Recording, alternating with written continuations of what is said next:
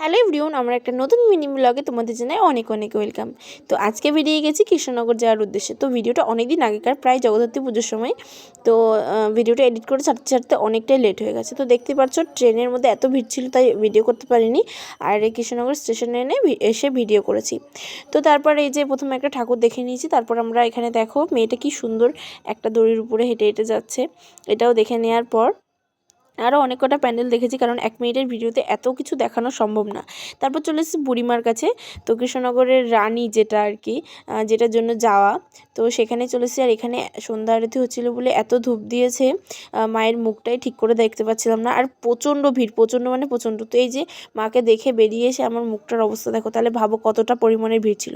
তারপর ওখান থেকে বেরিয়ে এসে আমরা একটু মোমো খেয়ে নিয়েছিলাম। আর এখানে একটা ঠাকুর দেখেছি, এত সুন্দর এত সুন্দর, মানে বলার বাইরে। আমি যে কটা ঠাকুর দেখেছি, তো সবথেকে সুন্দর ছিল এই ঠাকুরটা। আর এখানে অনেক সুন্দর প্যান্ডেলও করেছে। তো তোমরা